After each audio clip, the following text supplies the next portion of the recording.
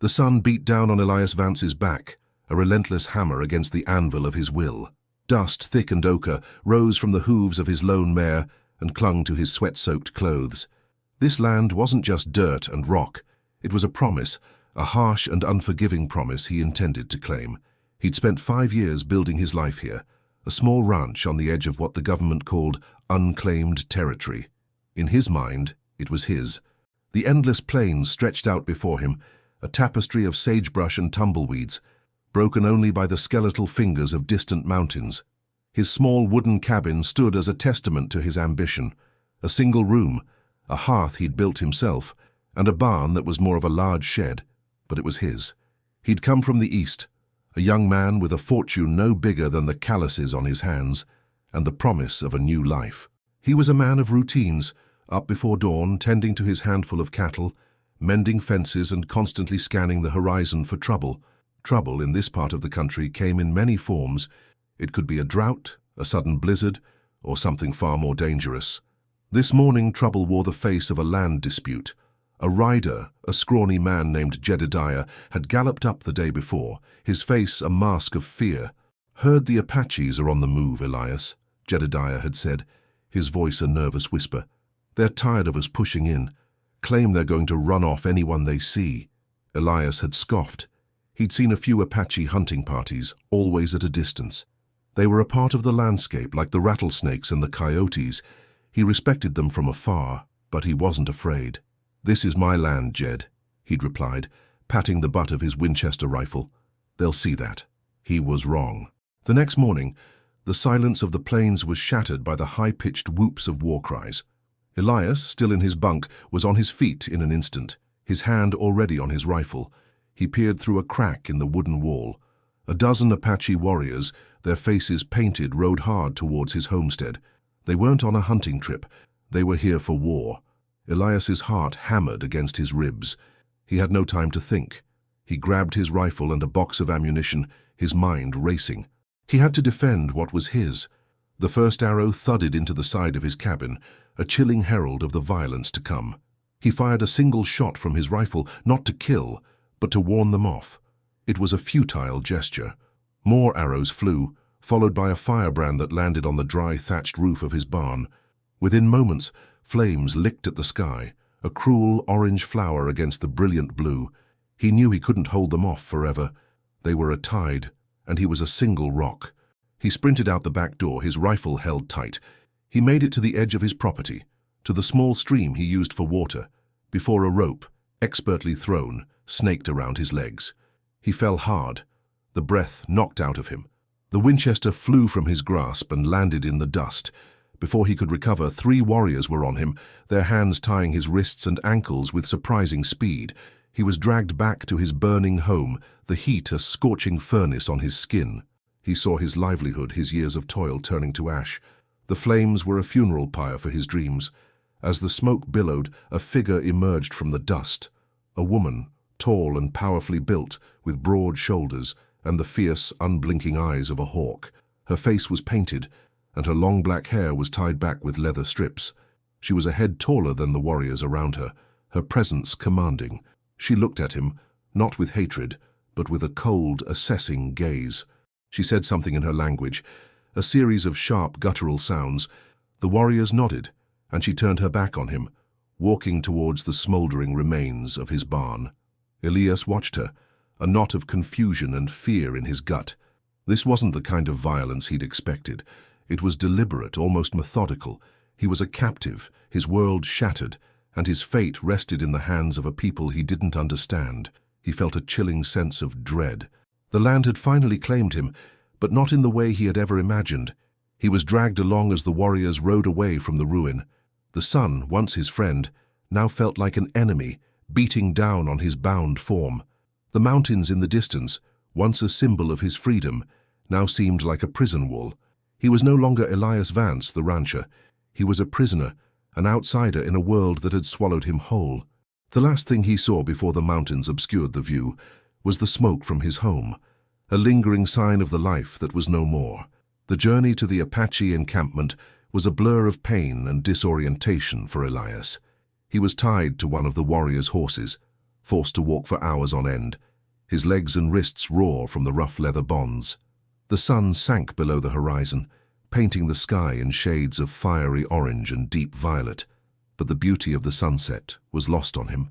He was tired, thirsty, and his mind was a storm of fury and fear. He had been a man of the land, a master of his own destiny, and now he was nothing more than a captive, a trophy to be paraded. When they finally arrived, a chorus of voices, sharp and curious, greeted them. The encampment was a bustling community, a collection of teepees arranged in a circle with the smell of wood smoke and cooking meat thick in the air. Children, their faces wide-eyed with curiosity, ran to get a better look at the white man. Old women, their faces a roadmap of wrinkles, watched him with a mix of suspicion and pity. He was a spectacle, an intruder. They dragged him to the center of the camp, where a large bonfire crackled and spit, its light dancing on the faces of the people gathered around it. A man, older than the others, his face lined with wisdom and authority, sat on a deerskin rug. This was the chief. His eyes, dark and penetrating, met Elias's. Elias knew instinctively that this was his trial. The warriors who had captured him began to speak, their words a torrent of sound that Elias couldn't comprehend. They gesticulated, their hands moving to describe the events of the day, his property, his defiance. He tried to stand tall to show no fear, but his legs trembled from exhaustion. He was stripped of his boots and his shirt, left with only his trousers, a final act of stripping him of his identity. He shivered in the cool night air. The chief listened, his face impassive. Then he turned to a woman standing by his side, the same tall, powerful woman from the raid. Her name, he now heard, was Nayati. Her expression was unreadable, a blank canvas of emotion. She began to speak, her voice low and resonant. Elias strained to understand, but the words were a jumble of sounds. She spoke of her husband, her children, her home. She spoke of the fire, the same fire that had consumed her family, started by men who looked like him. She pointed to his dusty clothes, his weathered hands. She spoke of loss, of pain that was etched into the lines of her face. The chief listened to her words, his gaze shifting between her and Elias. The fire crackled, its flames casting long, dancing shadows. The crowd was silent, a breathless audience to this personal drama. Elias could feel their eyes on him, their judgment. He was a symbol of their pain, of the encroachment on their land, of the lives they had lost. He was a mirror, reflecting their grief. He wanted to speak, to defend himself, to tell them he was not like the others, but his tongue felt like a stone in his mouth. Finally, the chief held up a hand, silencing the woman. He stood and walked to the center of the circle, his voice ringing out, clear and commanding. He spoke of the balance of nature, of justice, of a debt to be paid. Elias braced himself for the worst. He thought of his mother, his sister back east. He had come here for a new life, and it was about to end in a blaze of fire and a single stroke of a knife. Then, the chief turned to the woman, Nayati, and spoke a final, solemn declaration. Elias couldn't understand the words, but the meaning was clear from the chief's final gesture. He took Elias's hand and placed it in hers. The woman, so stoic and powerful, took his hand with a grip that was surprisingly gentle yet firm. Her eyes, which had held so much pain, now held a strange mix of resignation and defiance. The chief's words, translated by a younger man who had seen Elias's struggle, hung in the air. "You are hers from this day on," he declared. The pronouncement echoed in Elias's ears. He wasn't to be killed. He wasn't to be ransomed. He was to be given as property, a living embodiment of their justice. He was now hers. Elias looked at Nayati, at the woman who had lost everything, and felt a cold dread settle in his bones. He was a man without a country, without a home, and now without a will of his own. His life, from this moment on, was hers. The fire continued to burn, a symbol of his old life, now extinguished, and the new one, which was just beginning to smolder. The days that followed were a blur of humiliation and survival for Elias. He was no longer a prisoner in the traditional sense, with ropes binding his wrists, but he was a captive of a different kind, a captive of circumstances and culture. Nayati, his new owner, didn't speak to him. She would simply point, her gestures clear and unambiguous. He was to gather firewood, to clean the hides of animals she had hunted, and to help with the chores of her teepee. Her home, which was now his as well, was a simple but well-kept dwelling. There were deerskins on the ground, a fire pit in the center, and a few personal items arranged neatly. He learned through observation that she was a skilled hunter and a woman of few words. The men of the tribe treated him with a mix of disdain and detached curiosity. The women mostly ignored him, though a few would shoot him sympathetic glances. The children, however, were fascinated. They would follow him, mimicking his movements, giggling when he stumbled over a word in their language. He tried to learn. He picked up a few words, a few phrases. He learned the Apache word for water and fire, for food and home. But communication was a wall between them, thick and unyielding. The silence was a constant companion, broken only by the crackle of the fire or the distant howl of a coyote. Nayati was a force of nature. She would leave before dawn and return at dusk, often with a deer slung over her shoulder or a handful of wild roots and berries. She was tireless, a testament to a life lived in harmony with the land. Elias, used to his own pace, found it hard to keep up. His body ached. His hands, once calloused from a different kind of work, were now raw and blistered. He often felt a deep, festering resentment. He was a man who owned a ranch, and now he was a servant to a woman who had taken it all from him. One evening, as he was mending a tear in one of her leather sacks, his fingers clumsy with the needle, Nayati sat across from him, sharpening a knife with a stone. The firelight danced on her face, illuminating the stark lines of her cheekbones and the depth of her dark eyes. She looked at him, her gaze intense. He tensed, expecting a reprimand. Instead, she did something he hadn't expected. She picked up a deerskin and a bone needle and began to stitch. Her hands moved with a practiced, fluid grace. She was showing him. She didn't have to. She could have just pointed to the chore and left him to it. It was a small act of kindness, a flicker of humanity in the darkness of their new reality. Elias watched her, a small spark of something other than anger igniting in his chest. The next day, as he was gathering wood, he came across a small, limping fox. It was a kit, no bigger than his hand, and its leg was caught in a snare left by a trapper. He knew he should leave it, but something in the fox's panicked eyes resonated with his own sense of entrapment. He knelt down and, with gentle, practiced hands, worked the snare loose. The fox, once free, scurried away, its tail a flash of red against the brown earth. Nayati had been watching. She had followed him, her footsteps silent. He looked up, expecting her to be angry. Instead, her face was unreadable. She simply nodded and walked away, her silence a profound statement. It was a small gesture on his part, but it seemed to hold a meaning she understood. The days turned into weeks. Elias learned to hunt with a bow and arrow, to track animals, and to identify edible plants. He still felt the sting of his captivity, the loss of his old life, but a new kind of rhythm began to settle in. He wasn't Elias the rancher anymore. He was Elias, the white man who lived with the Apache. He was no longer a symbol of their pain, but a small, living part of their world. The resentment was still there, but it was slowly being replaced by a sense of grudging respect for Nayati and her people. He was living, breathing proof that two worlds could coexist, even if it was a coexistence born from a place of destruction and sorrow. He still dreamed of his ranch, of the life he'd lost, but the dreams were now interspersed with images of the wide, open plains, of the silent grace of a hawk in the sky, and of the unblinking, assessing eyes of a woman who had, against all odds, become his keeper. The cage was still there, but the bars were beginning to bend, offering a new, if uncomfortable, kind of freedom. He was no longer just surviving. He was learning to live, and that, he knew, was the most dangerous lesson of all. The sun was a searing orb in the sky, beating down on the arid earth. Elias and Nayati worked side by side, their movements a synchronized, silent dance. Their task was to repair the fences of a small enclosure used for holding horses, a structure of woven branches and leather thongs, far more intricate than anything Elias had ever built. The work was demanding, the branches tough and resistant, the thongs needing to be pulled tight with powerful, practiced hands. At first, Elias worked in his own way, a hurried and clumsy effort that resulted in loose ties and a lopsided fence.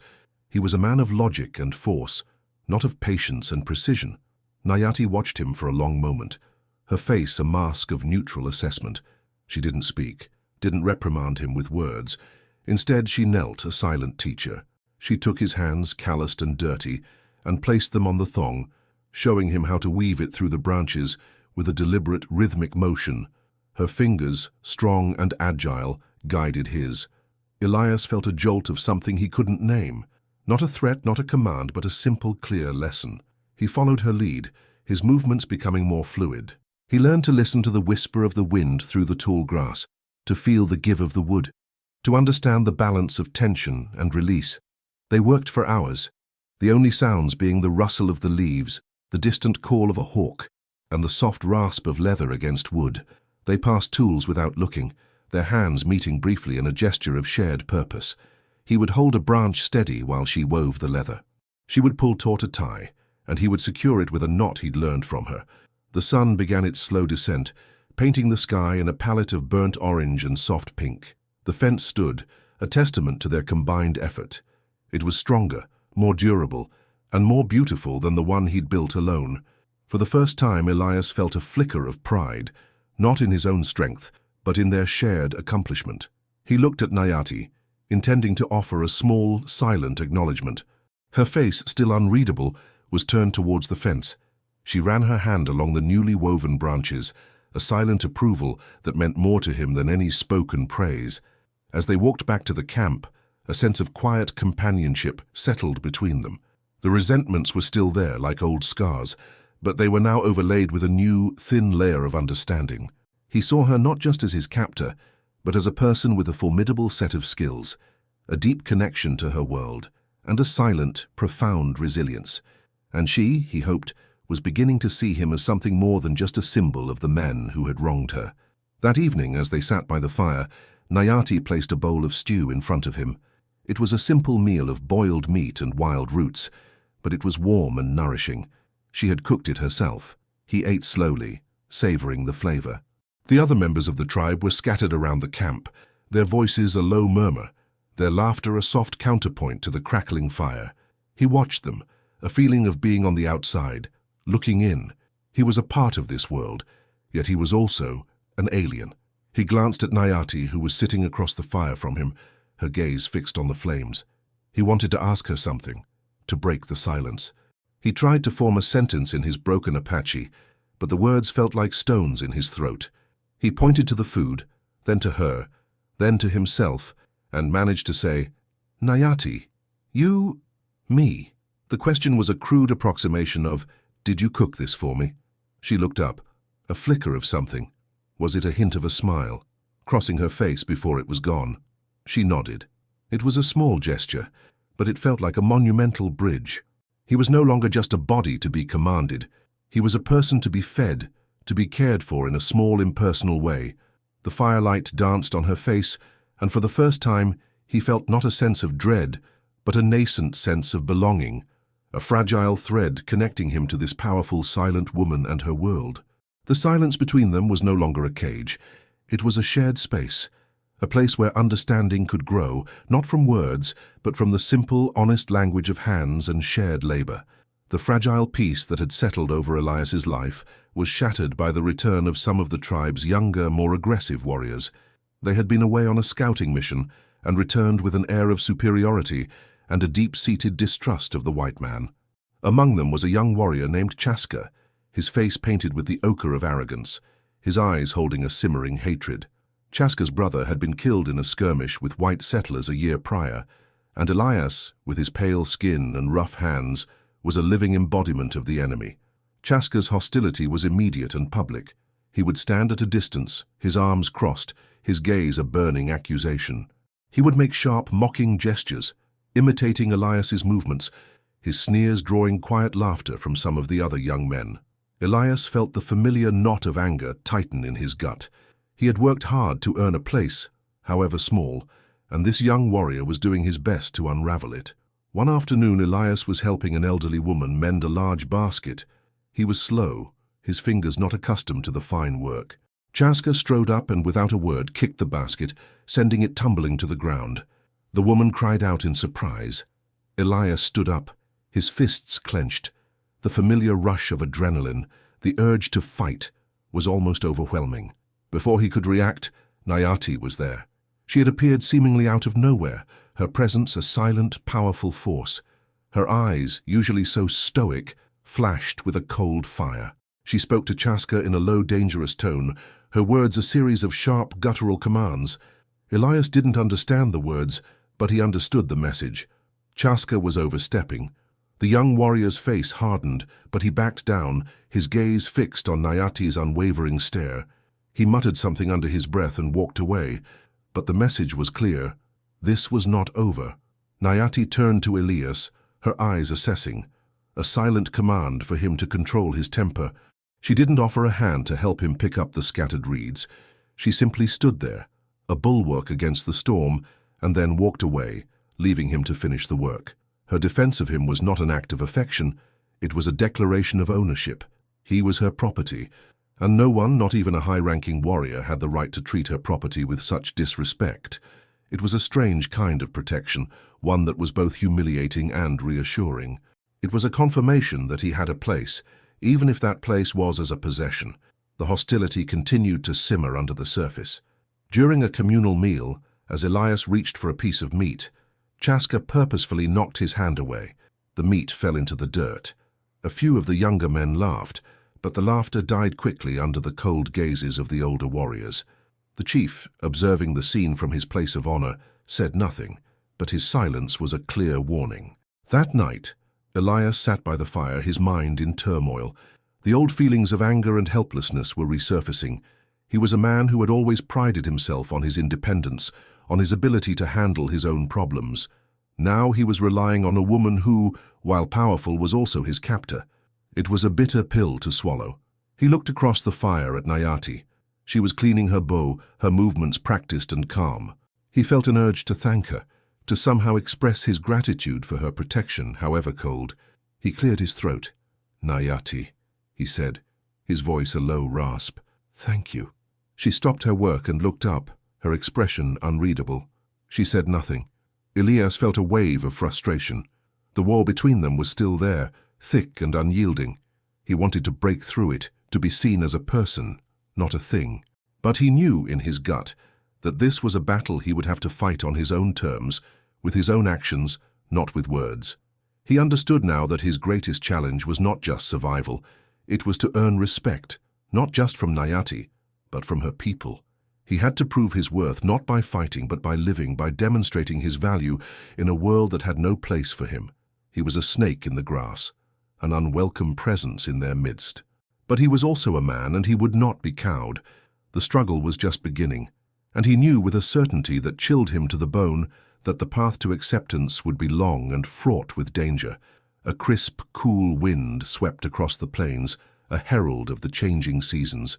The time for the great hunt was upon the tribe, a crucial event that would ensure their survival through the harsh winter months.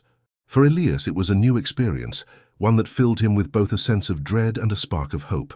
This was his chance to prove his worth, not just to Nayati, but to the entire tribe. The hunting party was a sight to behold. A dozen or so warriors, their bodies lean and strong, their faces painted with the symbols of their family and spirit animals. Nayati was among them, her presence commanding and her movements fluid. Elias, dressed in the simple leather tunic and trousers she had made for him, felt like a boy among men. He had his own bow and a small quiver of arrows Nayati had given him, but they felt clumsy and foreign in his hands. The hunt was a methodical, patient affair. They rode for hours, the thundering of the horses' hooves a low drumbeat on the earth. They were tracking a large herd of buffalo, their movements silent, their eyes scanning the horizon for any sign of their prey. Elias, used to a more direct approach, the thunder of a rifle and the quick, sharp end of a bullet, was struck by the reverence the Apache held for the hunt. It was not just about killing, it was a ritual, a deep communion with the land and the animals. After what felt like an eternity, they spotted the herd. The warriors began to dismount, their bows drawn, their bodies low to the ground. Elias, however, noticed something the others had missed. A small dry gully, a fissure in the earth that was hidden from the herd's view by a thick stand of tall grass. He knew, with the instinct of a man who had lived off the land, that this gully could be used to flank the herd, to get closer without being seen. He pointed to the gully, his finger tracing a path in the dirt. He tried to explain his idea with the few words he knew, a mixture of Apache and frantic gestures. The warriors looked at him, their faces skeptical. Nayati, however, listened, her eyes moving from the gully to his face. She saw the conviction in his eyes, the simple, undeniable logic of his plan. She nodded and spoke to the lead warrior, her voice a low murmur. He hesitated, but he respected her judgment. He motioned for a few of the younger men to follow Elias. Elias led the way, his heart pounding in his chest. He was a man with a plan, a purpose. He moved through the tall grass, his body low, his senses on high alert. He could hear the thundering hooves, the low bellows of the buffalo. He was not a warrior, he was a guide. He led the men to the edge of the gully, and they were in perfect position. As the herd began to move, they let fly their arrows, a volley of swift, deadly darts that brought down several of the magnificent animals. The rest of the hunt was a triumph. The tribe had enough meat to last them through the winter. As they began the arduous task of butchering the animals, the warriors who had followed Elias began to speak to him, their words of praise hesitant at first, but then more vocal. They didn't see him as the enemy now. They saw him as a part of the team, a man who had helped them succeed. Chaska, who had been on the other side of the herd, watched from a distance, his face a storm of fury and frustration. He had to acknowledge, however grudgingly, Elias's contribution. As the sun set and the tribe began the long trek back to the camp, Nayati walked beside Elias. She said nothing, but as they walked, she put her hand on his arm, a brief, fleeting touch. It was the first physical contact that had been born not of duty, but of shared success. It was a small gesture, but to Elias it felt like a monumental shift. He was no longer just a captive.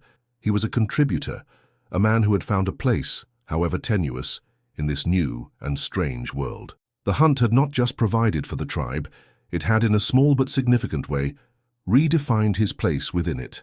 The air grew colder with each passing day, a crisp reminder that winter was fast approaching. With the bounty of the hunt, the tribe settled into the rhythms of preparation. Hides were stretched and cured, meat was smoked and dried, and the camp bustled with a renewed sense of purpose. Elias, now with a new, if tentative, level of respect, found himself with more autonomy.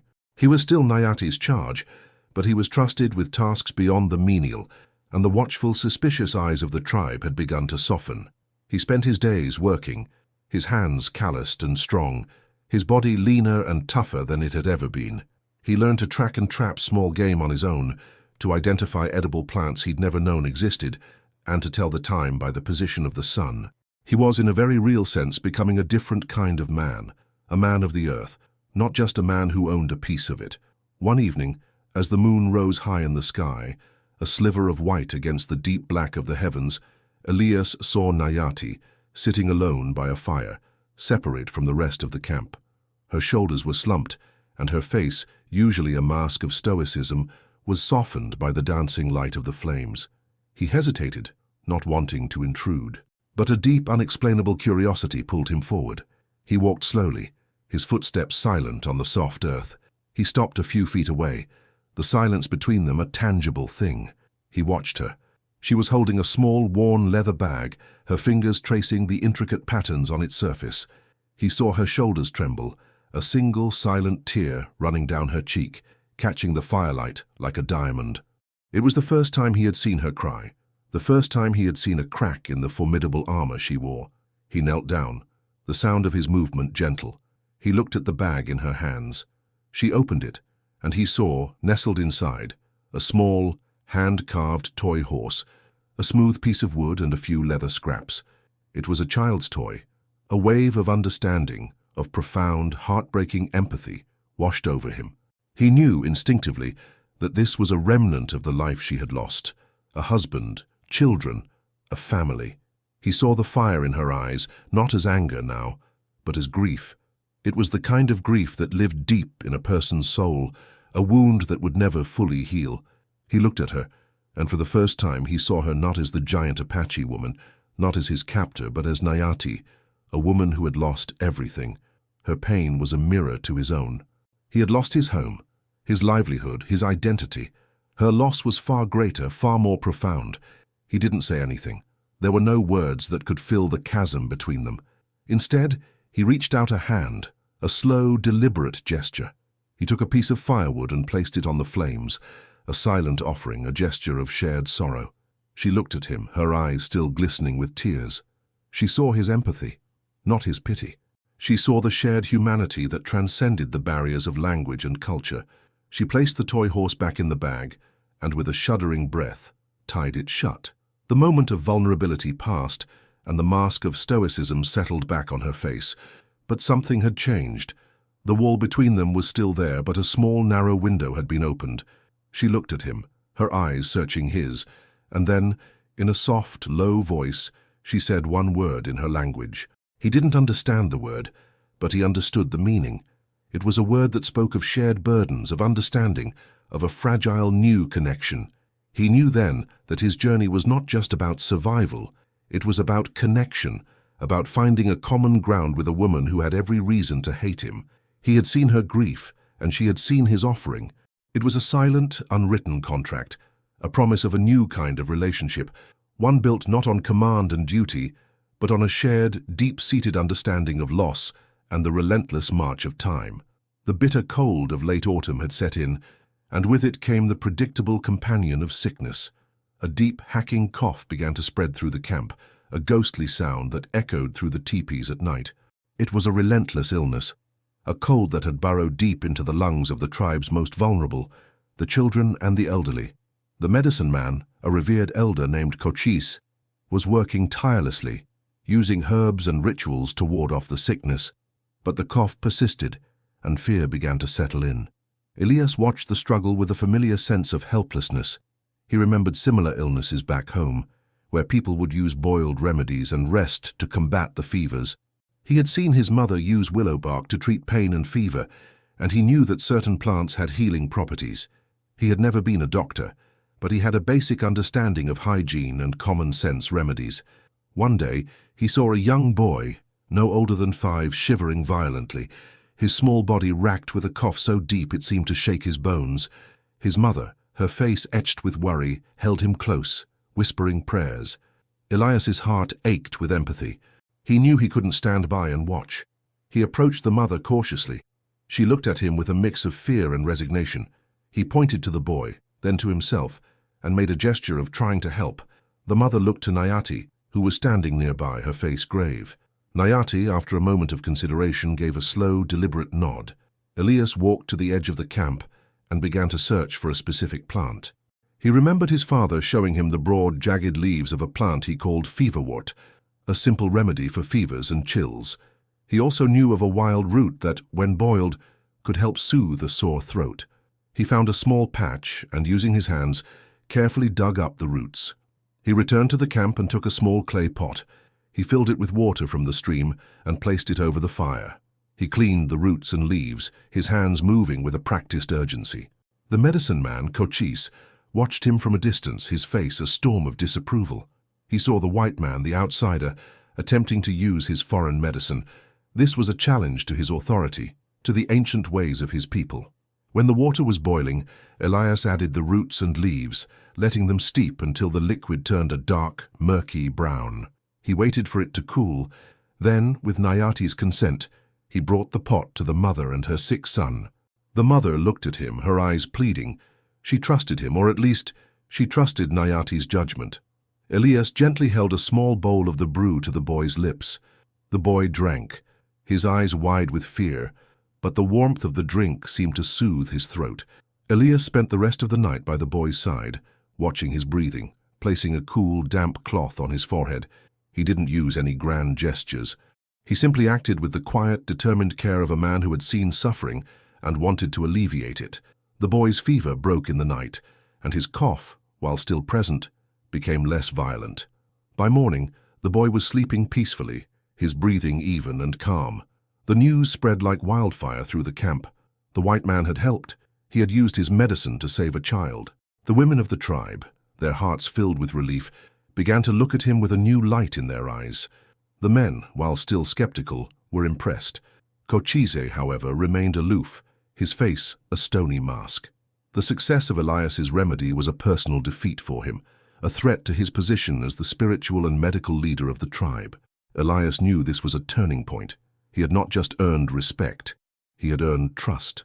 He had shown them that his knowledge was not a weapon, but a tool for healing. He was no longer just a captive. He was a potential healer, a man who could bring comfort in a world of pain. The ghost of a cough had been laid to rest, but in its place, a new conflict was beginning to stir.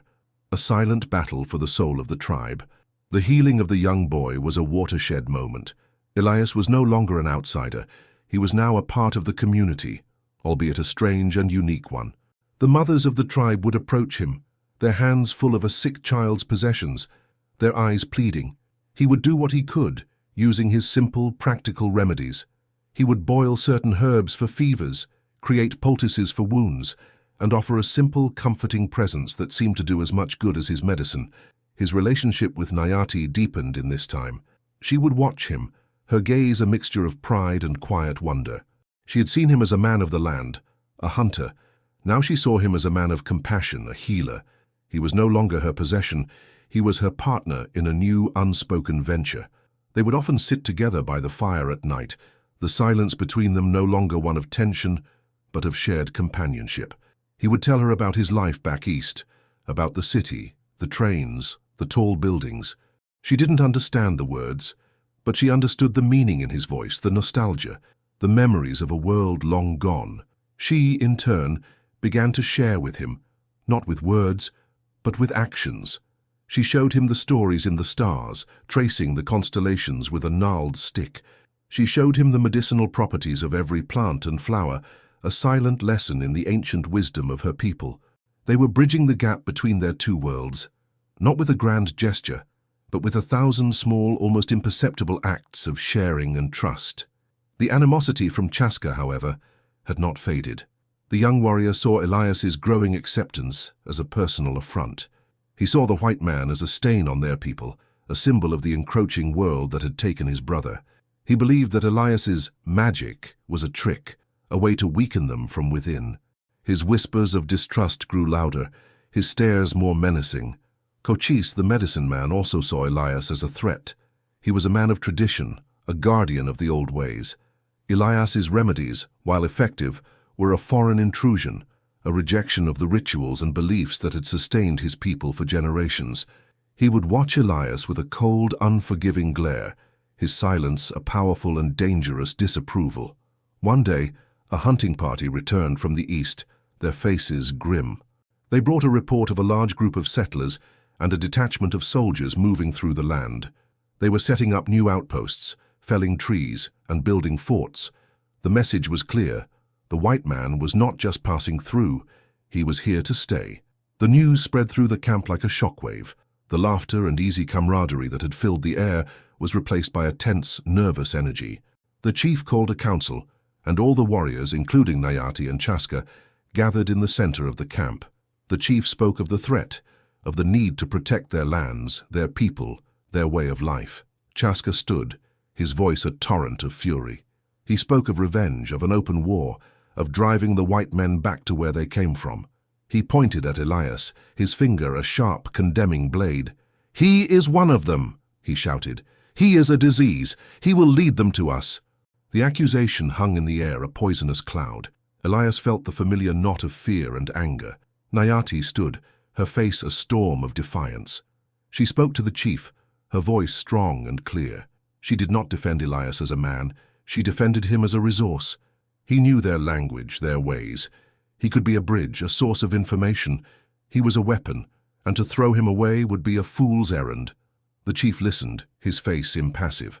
He looked from Chaska to Nayati, and then his eyes settled on Elias. The fate of the tribe and Elias's place within it hung in the balance. The easy peace had unraveled, and in its place was a new and terrifying reality. The external threat had finally arrived, and with it the internal conflict had reached a boiling point. The two worlds were not just clashing, they were about to collide. The chief's council fire burned low, its embers a smoldering testament to the heated debate that had raged for hours. The tribe was divided. Chaska and his followers, a group of hot-headed, vengeful young warriors, called for an immediate and aggressive response to the encroaching settlers. They spoke of ambushes, of striking hard and fast, of driving the white men from their sacred lands. Their words were fueled by a deep-seated pain and a thirst for revenge. Nayati and a few of the older, wiser warriors argued for a more strategic approach. They spoke of the futility of an open war against an enemy with superior numbers and weapons. They argued for observation, for gathering intelligence, for a diplomatic approach, if one was at all possible. They had seen the devastation of the white man's war-making firsthand, and they knew that an open confrontation would lead to the annihilation of their people. Elias sat on the edge of the circle, a silent, nervous observer. He was both the cause and the solution to the tribe's problem. He was the enemy, the one who spoke their language, the one who knew their tactics, and he was the tool, the one who could be used to understand them, to outwit them. He could feel the weight of their gaze on him, the silent question in their eyes. Whose side are you on? The chief, a man of profound wisdom and patience, listened to both sides.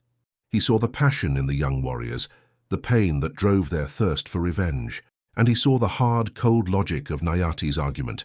He knew that the fate of his people rested on his decision. He held up a hand, silencing the council. The firelight danced on his face, illuminating the lines of age and authority. "We will not charge blindly into the fire," he declared, his voice a low rumble. "We will watch, we will learn. We will know our enemy's movements before we decide on our own." The young warriors grumbled, but they respected the chief's decision. He then turned to Nayati. "You will lead the scouting party. You will take 2 of your best scouts, and you will observe the settlers from a distance. You will learn their numbers, their intentions, and their weapons. You will bring this knowledge back to us." Nayati nodded, her expression grim. She knew the dangers of this mission. It was a perilous journey into the heart of the enemy's territory. Then the chief looked at Elias. His gaze was direct, piercing. "You will go with them," he said. "You know their ways, you know their words. You will be their eyes and their ears." Elias felt a jolt of shock. He was not just a resource, he was now an active participant in their defense. He was being sent into the heart of the world he had once belonged to, but now as an enemy. He looked at Nayati. Her eyes, usually so strong, held a flicker of apprehension. She was trusting him with her life, with the lives of her scouts. This was not a test of his strength, it was a test of his loyalty.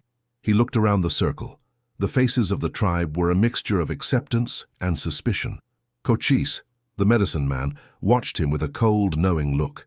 He saw this as a foolish and dangerous move, a move that would lead to their downfall. Chaska, too, was a storm of silent fury. He had wanted war, not a cautious, cowardly observation. He saw Elias's involvement as a betrayal, a sign of the white man's inherent deceit. As the council ended, Nayati walked to her teepee, her movements deliberate and slow. Elias followed, the weight of the chief's decision heavy on his shoulders. The silence between them was different now. It was no longer a silence of shared companionship. It was a silence of a shared, dangerous purpose. That night, as he lay on his deerskin bed, he couldn't sleep. The howling of a distant coyote sounded like a warning. He thought of his old life, of the comforts he had taken for granted. He was a rancher, a man of peace, and now he was a scout, a spy, a part of a conflict he had never asked for. He was a man of 2 worlds, and in this looming storm he felt like he belonged to neither. The storm was coming, and he knew with a terrible certainty that it would not be a storm of rain and wind, but a storm of blood and fire. And he was standing directly in its path. The morning air was crisp and cold, a biting farewell from the plains, as Elias and the scouting party prepared to leave.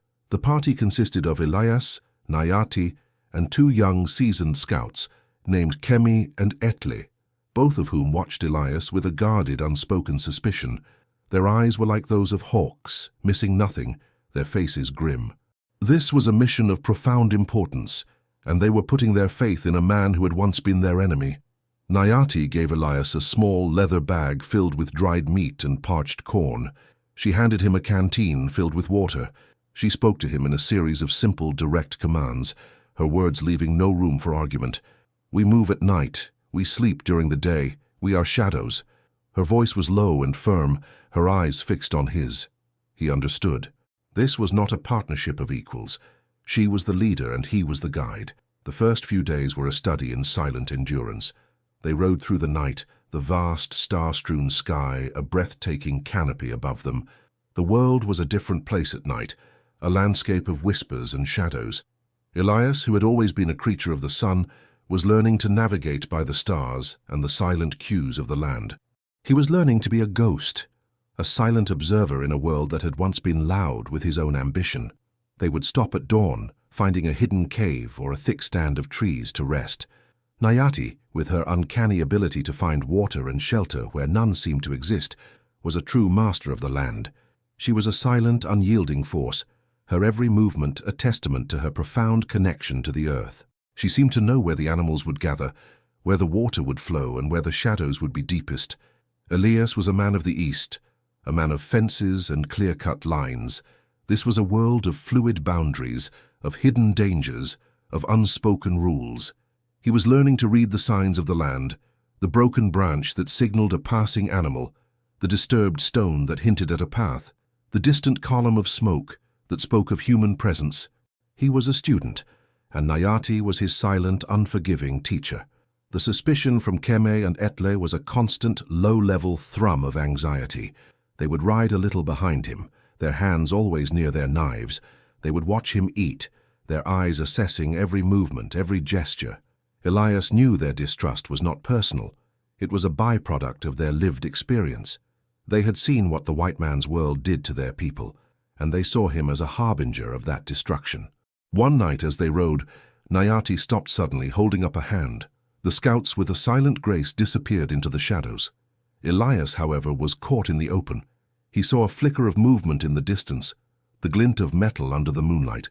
It was a white man, a trapper, his rifle slung over his shoulder, his dog trotting beside him. Nayati motioned for Elias to be silent. The trapper was moving in their direction. Elias felt a wave of cold dread. If the man saw them, their mission would be compromised. He was faced with a terrible choice. He could speak to the man, warn him, but in doing so, he would reveal their location and betray the trust Nayati had so reluctantly placed in him. Or he could remain silent, a ghost in the shadows, and allow Nayati to handle the situation. He chose the latter. Nayati, with a silent nod, moved through the shadows. She was a master of the hunt, a predator in her own right. She moved with a silent, deadly grace. She circled the trapper, her movements unseen. The trapper, oblivious, walked past them, his dog sniffing at the ground, its tail wagging. Nayati was a spectre, a part of the night, a silent guardian. Elias watched her, a profound sense of awe and respect settling in his gut. She was not just strong, she was a warrior, a strategist, a force of nature. As the trapper disappeared into the darkness, Nayati returned, her face unreadable. She looked at Elias, her eyes searching his, a silent question hanging in the air. He had passed the test. He had not betrayed them. He had chosen their world, their side. The silent suspicion of the scouts began to melt, replaced by a grudging respect. Elias was a part of the team now, a reluctant partner in a dangerous, silent mission. The storm was on the horizon, and they were the first to face it. The small scouting party reached a high ridge overlooking a valley. Below them, a new settlement was taking shape. Logs were being felled, cabins were being built, and a large wooden fort was rising from the earth. The air was thick with the smell of sawdust and wood smoke, the sounds of axes and hammers, a cacophony against the natural silence of the plains. This wasn't a temporary camp, it was a permanent intrusion, a root that was meant to grow deep into the earth. Elias, lying on his stomach and peering through a small spyglass, felt a knot of dread tighten in his gut. This was not the small group of settlers he had imagined. This was an organized force, a well-funded group with a clear mission to claim this land for the white man. He could see the soldiers, their blue uniforms a stark contrast against the browns and greens of the earth. He could see their wagons, filled with supplies and weapons. He could see the families, the women and children who were a part of this relentless march west. He turned to Nayati, his face grim. "They are too many," he said, the words feeling like a betrayal on his tongue. "They have cannons, rifles. They will not leave." Nayati's face was a stone mask, but her eyes held a storm of emotions. She had known this in her heart, but seeing it was a different kind of pain. She watched the settlers, their movements so methodical, so determined. She saw the children playing in the dirt, their laughter a sound that felt out of place and wrong. This was not just a threat to their land, it was a threat to their very existence. They spent the next few days in silent observation, mapping out the settlement, counting the number of soldiers and noting their routines. Elias, with his knowledge of the white man's world, was invaluable. He could identify the ranks of the soldiers, the types of cannons they had, the supply lines they would use. He was no longer just an outsider. He was an interpreter, a bridge between two worlds. One evening as the sun was setting, Nayati and Elias sat together, a small fire between them, their backs to the other scouts. The silence between them was different now. It was not one of forced coexistence, but of a shared purpose, a shared burden. Nayati, in a low, quiet voice, began to speak. She spoke of her family, of the day they were killed by a group of militians who had come to claim their land. She spoke of the fire, of the smoke, of the blood. She spoke of the pain that had driven her to this path, to this mission of revenge and protection. Elias listened, his heart aching with a profound sense of sorrow. He had heard the story from the warriors, but hearing it from her, from the woman who had lived it, was a different kind of pain. He reached out and, with a gentle, tentative hand, touched her shoulder. "I am sorry," he said, his voice a low rasp. "I am so sorry." She looked at him, her eyes glistening in the firelight. She didn't pull away. In that moment, the lines between them, the lines of culture, of a shared history of violence and pain, blurred. He was no longer a symbol of her enemy. He was a person who understood her grief, and she was no longer his captor. She was a woman who had shown him a new way of life. The next day, they began the long, arduous journey back to the camp. They rode in silence, but it was a different kind of silence. It was a silence filled with a new kind of understanding, a new kind of respect. The external threat had solidified their internal bond. They were a team, a partnership born of necessity, but now strengthened by empathy and a shared, profound understanding of the stakes. Their destiny was now intertwined, a single thread woven into the tapestry of the approaching storm. The fate of the tribe, and their own survival, now rested on the information they carried and the bond they had forged. The real battle was about to begin. The air in the council tepi was thick with the smoke of the central fire and the tension of anticipation. Elias and Nayati stood before the tribal council, their faces grim, their bodies tired but resolute. They had ridden hard for days, the weight of their findings a heavy burden on their shoulders. The warriors sat in a large circle, their faces a mixture of curiosity, suspicion, and veiled fear. The chief, his face a roadmap of 100 winters, sat at the head, his gaze steady and unwavering. Nayati spoke first, her voice a low, commanding presence. She told the story of their journey in vivid detail, her hands moving to describe the landscape, the river they had crossed, the high ridge from which they had observed the enemy. She spoke of the number of settlers, of the many horses, and the endless stream of wagons. Her words were a somber recitation of facts, a grim accounting of the sheer size of the encroaching world. Then it was Elias's turn.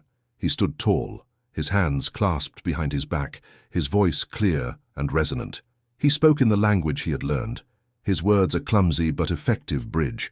He described the fort, its thick log walls, the small narrow slits for rifles.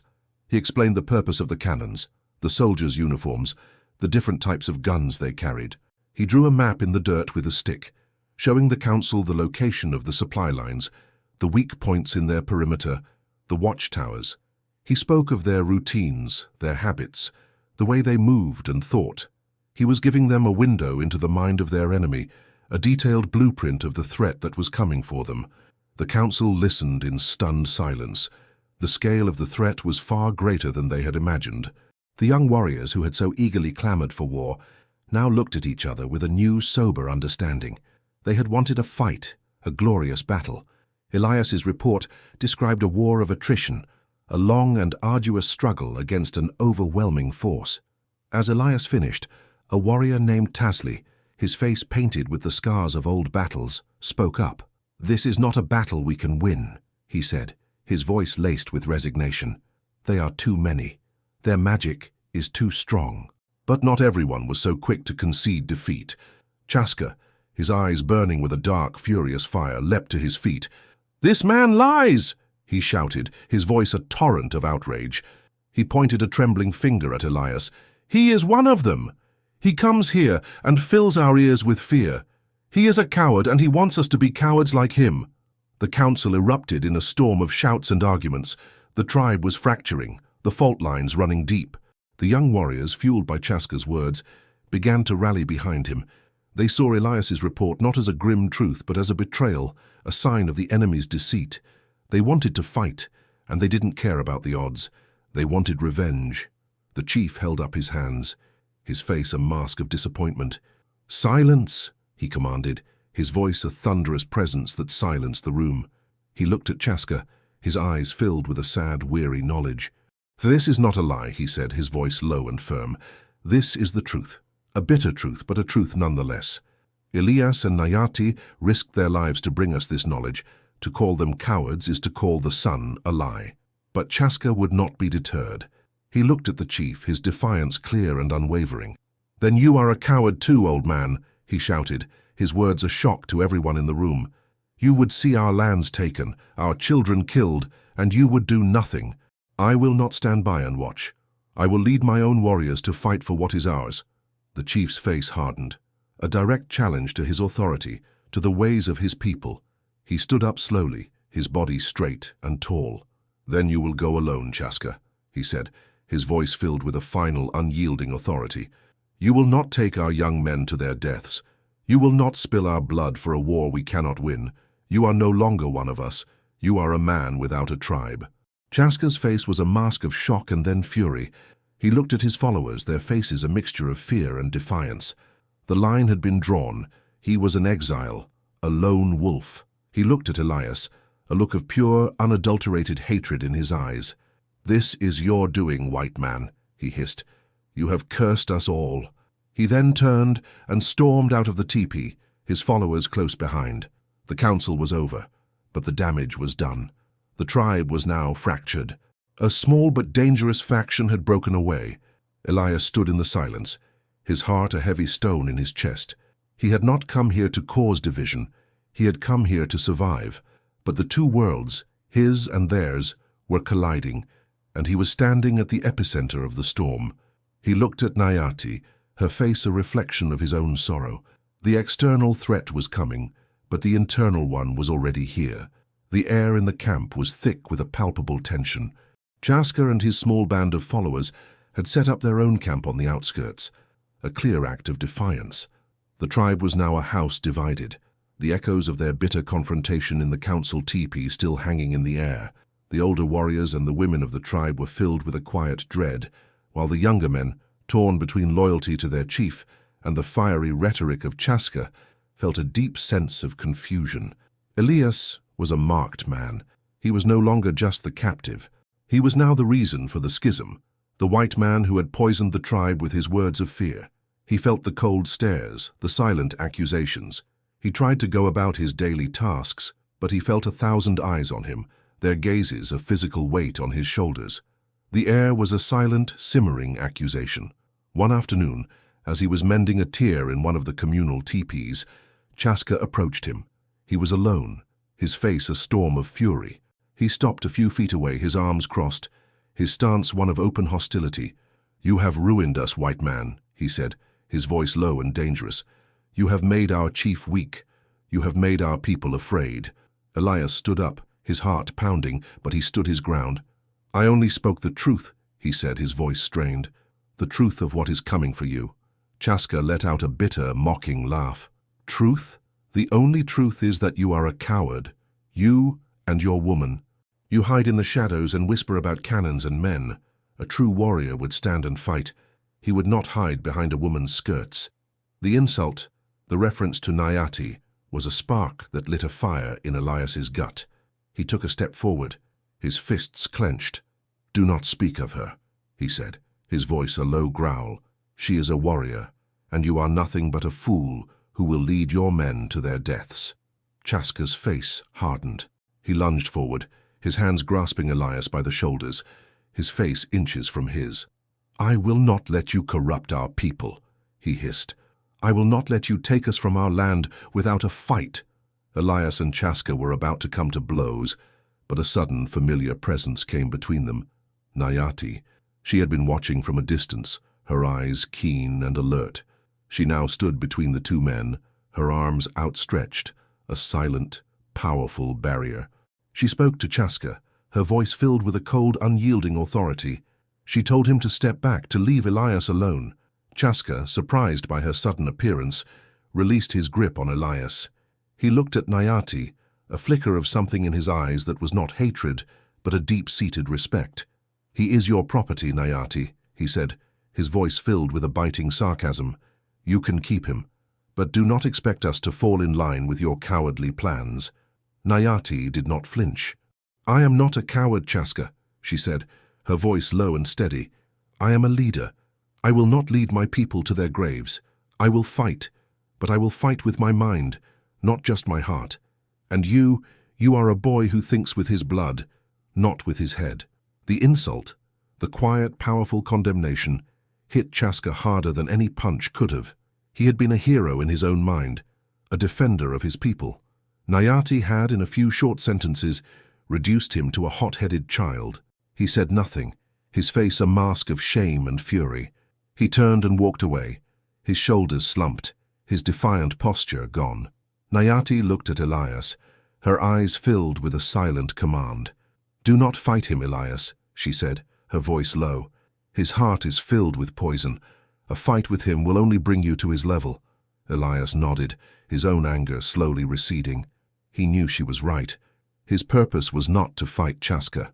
His purpose was to survive the coming storm, to fight the real enemy, to find a way to save this tribe that had, against all odds, become his home. The confrontation had been a clear line in the sand. Nayati had stood with Elias, and in doing so, she had solidified her own position, not just as a warrior but as a leader. The tribe, watching from the distance, had seen her strength, her conviction. The internal conflict was far from over, but for the first time, Elias felt a glimmer of hope. He was not alone in this fight. He was now a part of a larger and more dangerous partnership. The chief, a man of profound wisdom, called another council. This time, the mood was different. The shouting and anger had been replaced by a somber and resigned silence. Chaska and his followers were gone, their presence a lingering wound in the community. The chief's task was now to find a way forward, to unite his people against the very real and present threat of the white settlers. He looked at Elias, then at Nayati. He knew with a certainty that was both terrifying and liberating that his old ways would not be enough. The time for the old ways of battle, of standing and fighting, was over. The time for a new kind of war, a war of the mind, was upon them. "I need your help," the chief said, his voice low and humble. "I need your knowledge, Elias. I need your strength, Nayati. We are a people of the earth, but we are facing an enemy of steel and fire. We must learn to fight in a new way." Nayati spoke first, her voice clear and strong. She laid out her plan, a brilliant, unconventional strategy that drew on the strengths of the Apache people and the knowledge they had gained from Elias. "We will not fight them head-on," she said. "We will use the land. The land is our greatest weapon. We will be ghosts in the night. We will hit them where they are weakest. We will strike at their supply lines. We will steal their food, their water, their weapons. We will make their lives so miserable, so difficult, that they will turn back." The warriors listened, their faces a mixture of surprise and skepticism. This was not the way of their ancestors. This was not a war of honor. It was a war of endurance. Then Elias spoke. He stood up, his voice filled with a newfound confidence. He drew a new map in the dirt, a map of the new fort. He showed them the routines of the soldiers, their patrol schedules, the weaknesses in their defenses. "They are predictable," he said, using the Apache word he had learned for it. "They are men of clocks and calendars. We are men of the sun and the moon. We will use their predictability against them. We will be the sand that gets into their machinery, the thorn in their side. We will not win a battle, but we will win a war." The warriors, watching Elias, saw not a captive, but a leader. He was speaking their language, but he was telling them something new, something that they had never considered. He was showing them a new way, a way that did not involve a glorious death, but a long, slow, grinding victory.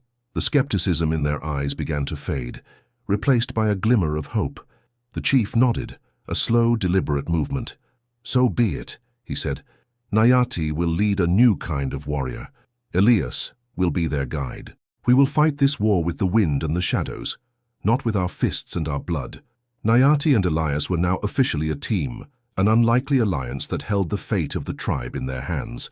They spent the next few days planning, gathering supplies, and selecting a small elite group of warriors for their mission. These were the younger men who had been with Nayati on the scouting mission, the ones who had seen the sheer size of the white man's world. They were filled with a grim determination, their faces a mirror of Nayati's own fierce resolve. Chaska, watching from a distance, saw their preparations and sneered. He saw it as a sign of their weakness, of their cowardice. He would not be a part of this. He would wait. He would find his own way to fight, his own way to reclaim his honor. He would show them all that he was the true warrior. Elias, however, felt a sense of purpose he had not felt since he had left his ranch. He was no longer a victim, a captive, a man without a home. He was a part of something larger than himself. He was a part of a tribe, a people, a cause. He was fighting for their survival, and in doing so, he was fighting for his own. He was a man of two worlds, and he had found a way to be a part of both. He was an Apache now, and his heart was a new kind of home. The training began in a secluded valley, far from the main camp, a place where their movements could be practiced in secrecy. Elias was the teacher, but he was also a student. He was teaching the warriors how to think like their enemy, but he was also learning to be a warrior himself. He was teaching them to see the world not as a landscape of beauty and spirit, but as a chessboard of strategy and deception. He began with the basics. He taught them about the white man's weapons, the rifles, the pistols, the bayonets. He showed them how to read the tracks of a man in boots, a man who walked a straight line, who did not bend and flow with the land. He taught them about the soldiers' formations, their rigid lines, their predictable movements. He taught them that the white man's greatest strength, his organization and his adherence to rules, was also his greatest weakness. The warriors at first were skeptical. They were men of intuition, of instinct, of the hunt. This was a new way of thinking, a cold, calculating way. They wanted to fight with their hearts, not with their heads. They wanted to use their courage, not their cunning. But Elias was patient. He used their own methods against them. He would set up a mock scenario, a patrol of sticks and stones, and he would show them how to outmaneuver them, how to strike at their weakest points. He showed them that a single man in the shadows could do more damage than a dozen in the open. Nayati was Elias's partner, his translator, his confidant. She would stand beside him, her voice strong and clear, and she would translate his words into their language, but she would also translate his intentions, his heart. She had seen his courage and his intelligence, and she was their living, breathing proof that he was to be trusted. She was their leader, and her trust in him was the foundation of their own. One of the young warriors, a man named Taza, was particularly skeptical. He was a fierce fighter, a man of action. He saw Elias's strategy as cowardly, as a betrayal of their warrior's code. He would stand at the back of the group, his arms crossed, a sneer on his face. Elias knew he had to win him over. He waited for the right moment. The moment came during a training exercise. Taza was leading a group of warriors, practicing a traditional ambush. He had hidden them behind a large rock, waiting for the enemy to pass. Elias, observing from a distance, knew he was in a vulnerable position. He took a small rock and with a low whistling sound, he threw it, hitting a branch above Taza's head. Taza, startled, looked up. He didn't see Elias, but he knew he was there. Elias walked out from behind a large bush, his face impassive. "You would have been dead, Taza," he said, his voice low. "The enemy would have seen your tracks. They would have seen your position. You would not have been ready. The white man is a snake. You must be the wind that no one can see." Taza's face was a mixture of anger and humiliation. He wanted to fight, but he knew Elias was right. The white man's world was not a world of honor and direct confrontation. It was a world of stealth and deception. Taza, a man of the sun, was being taught to be a man of the shadows. He looked at Elias, a new respect in his eyes. The trust, once so fragile, was now solidifying. The warriors were beginning to see Elias not as an outsider, but as one of them, a man who was fighting for their survival. The training was not just a lesson in strategy, it was a lesson in unity, in a shared purpose. They were becoming a new kind of warrior, a warrior who was as cunning as he was brave, as intelligent as he was strong. They were the ghosts of the plain, and the white man would not see them coming. The night was a vast, inky canvas, broken only by the cold, distant light of the stars. The air was a biting chill, a reminder that they were not just fighting a war, but also the relentless, unforgiving landscape. Elias, Nayati, and their small band of warriors were on their first mission.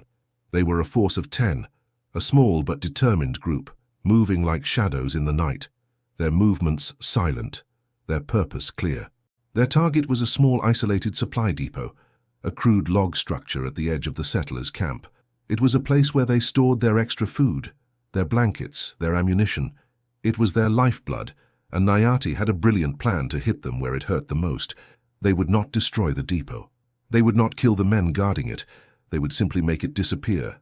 They moved with a silent, deadly precision that Elias could only marvel at. The warriors were masters of their environment, their movements as fluid as the wind. Elias, with his knowledge of the fort's inner workings, led the way, his heart pounding in his chest. He was no longer a rancher. He was a ghost, a phantom of the plains. They reached the supply depot, its walls looming in the darkness like a black monolith. 2 guards, their faces pale in the moonlight, stood watch. They were men of the white man's world, men who relied on their guns and their rigid patrols. They were predictable, just as Elias had said. Nayati and Taza, with a silent, synchronized movement, crept up on the guards, their movements as silent as a falling leaf.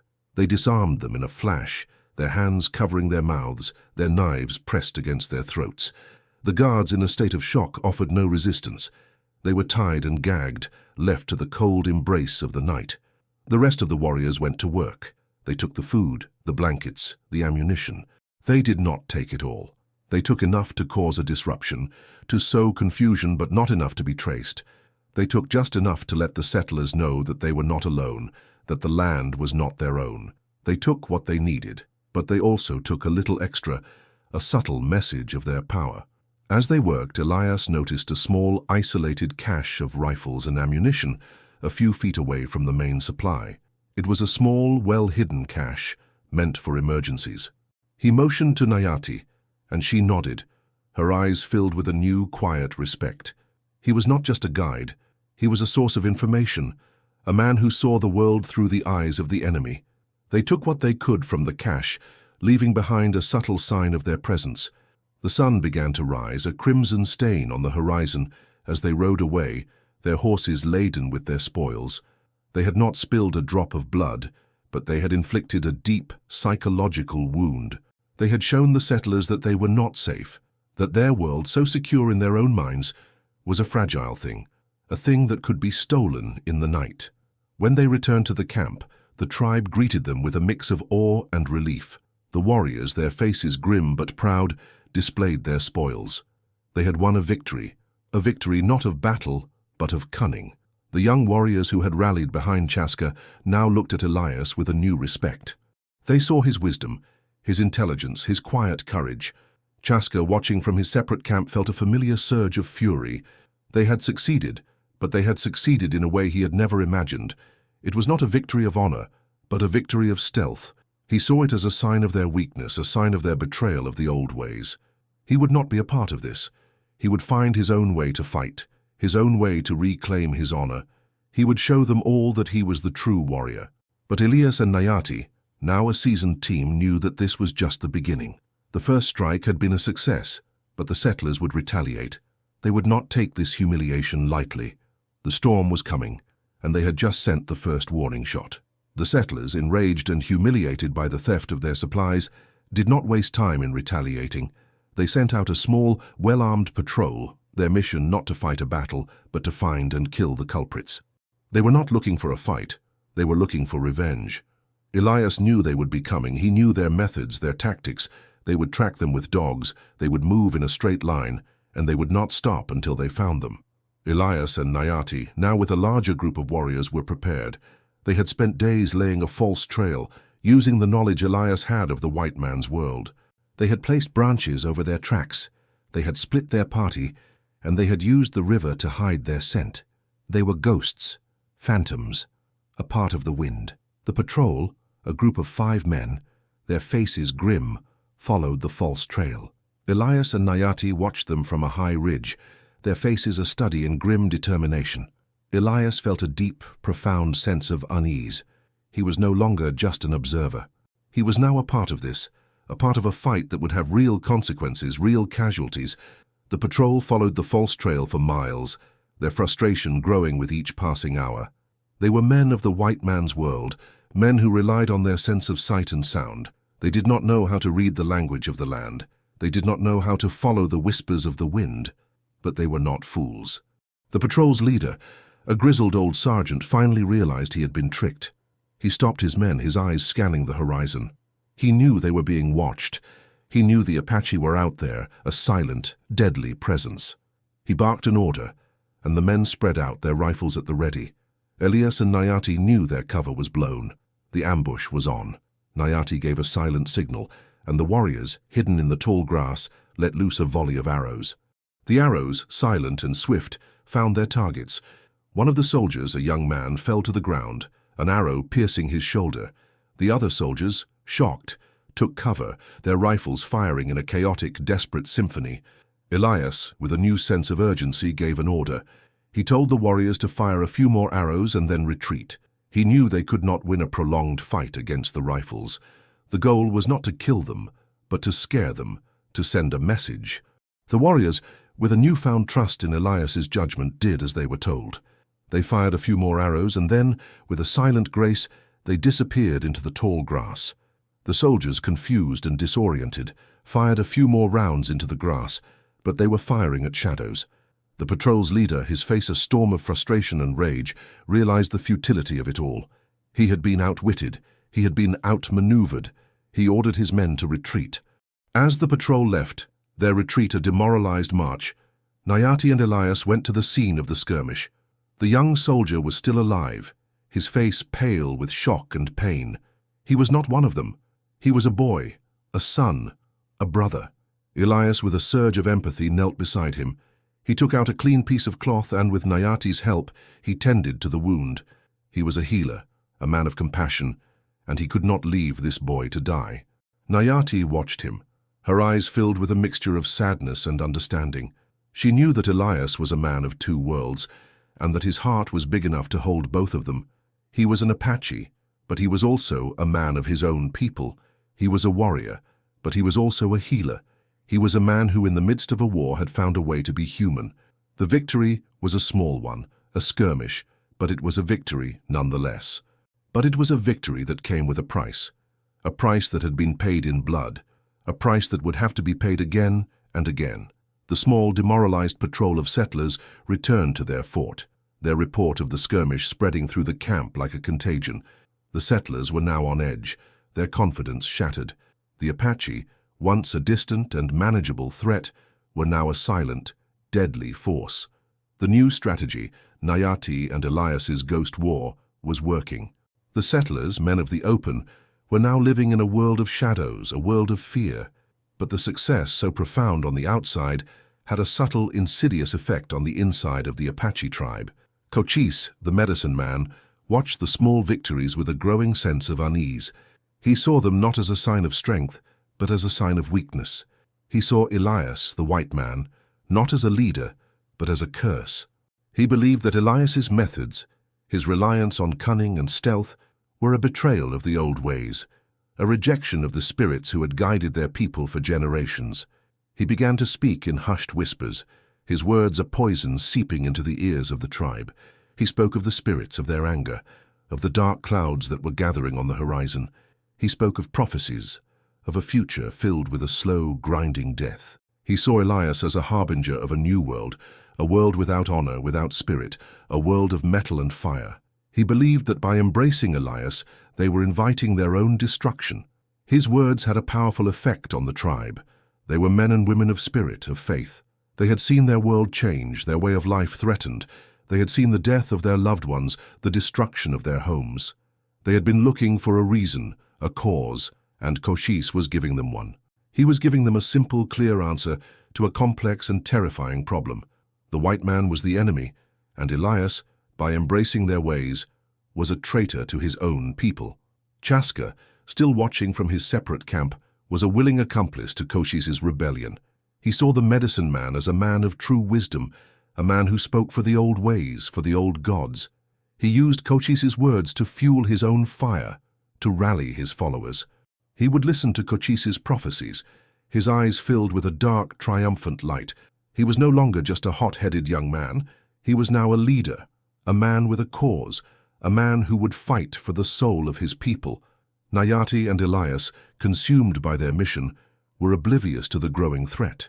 They were too focused on the external enemy, on the settlers and their endless stream of wagons. They did not see the enemy that was growing from within, a silent, psychological war that was far more dangerous than any skirmish. They did not see the poison that was seeping into the hearts and minds of the tribe, a poison that would lead to a final, bitter confrontation. A confrontation not of battle but of faith. The storm was still on the horizon, but Elias and Nayati were now caught between two battles, two wars. They were fighting for their survival against a powerful external force, but they were also fighting for the soul of the tribe against a powerful internal force. They were warriors of the land, but they were also pawns in a silent spiritual war that they had no idea they were a part of. The war, both external and internal, was a constant presence, a dark cloud on the horizon. But in the midst of it all, in the quiet solitude of the plains, Elias and Nayati found a small moment of peace. The sun was setting, a crimson stain on the horizon, and they were sitting on a high bluff, watching the world turn from day to night. The air was a cool, gentle breeze, a comforting hand against their faces. They had not spoken a word in hours. The silence between them was no longer a symbol of their differences, but a testament to their profound, unwritten bond. They had been through so much together. They had seen the best and the worst of each other. They had fought, they had healed, and they had found a way to trust.